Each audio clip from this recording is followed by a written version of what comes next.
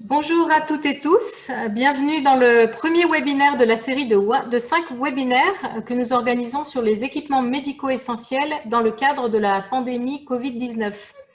Alors ce cycle est proposé en français par les ONG Humatem et Médecins sans vacances avec l'appui du Cercle international de l'Association française des ingénieurs biomédicaux et sous l'égide de l'OMS et de la division Clinical Engineering de l'IFMBE. Nous sommes très heureux de débuter aujourd'hui cette série de webinaires qui a pour objectif le partage d'informations fiables, de connaissances et de pratiques et bien sûr l'entraide entre pays francophones. Ce premier webinaire est consacré au système de production d'oxygène, un gaz dont l'utilisation à des fins médicales se révèle primordiale, comme tout le monde le sait, pour l'assistance respiratoire des patients sévèrement atteints du Covid-19. Alors, je change. Gabriel, j'arrive pas à changer de... Alors, je me présente, Cathy Blangonnet, donc je suis directrice de l'ONG française Humatem.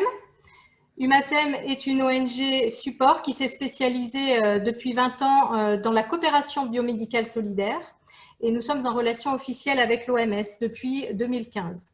Alors, je vais avoir le plaisir de modérer ce premier webinaire et celui-ci s'articulera autour de la présentation de 3 intervenants de qualité qui aborderont tour à tour des aspects médicaux et biomédicaux des systèmes de production d'oxygène.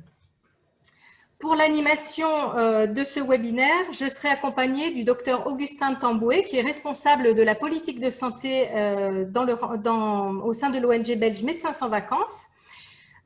Médecins sans vacances, c'est une ONG qui est spécialisée dans le renforcement des capacités hospitalières et qui intervient actuellement auprès de 37 hôpitaux dans 5 pays du continent africain. Augustin aura en charge l'animation du temps de questions-réponses qui aura lieu à la fin du webinaire. Excusez-moi, je n'arrive pas à changer de slide. Gabriel, si je peux avoir un peu d'aide. Merci. Ça ne marche pas. Voilà, alors au sujet donc du temps de questions-réponses, justement, je souhaiterais vous préciser que les participants peuvent poser toutes leurs questions et ce tout au long du webinaire en utilisant, alors bien sûr des questions par écrit, en utilisant le chat qui s'appelle questions-réponses, Q&R, que vous trouverez en bas de l'écran, hein, à ne pas confondre bien sûr avec le chat qui est le deuxième chat qui est à la droite et qui est réservé aux intervenants. Alors, encore quelques précisions et rappels importants avant de démarrer. Donc, les propos qui sont tenus par les intervenants ne faisant pas partie de l'OMS reflètent leur expérience et leur point de vue individuel et ou ceux de leur organisation. Les intervenants mentionneront tout éventuel conflit d'intérêts avec les organisations qu'ils mentionnent dans leur présentation.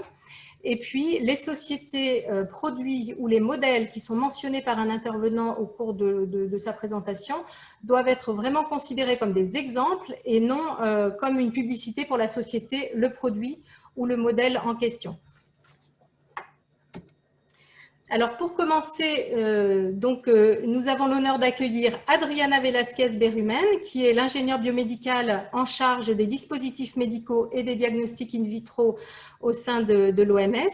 Et Adriana va nous présenter les recommandations de l'OMS concernant les systèmes de production d'oxygène. Chère Adriana, tu as 12 minutes.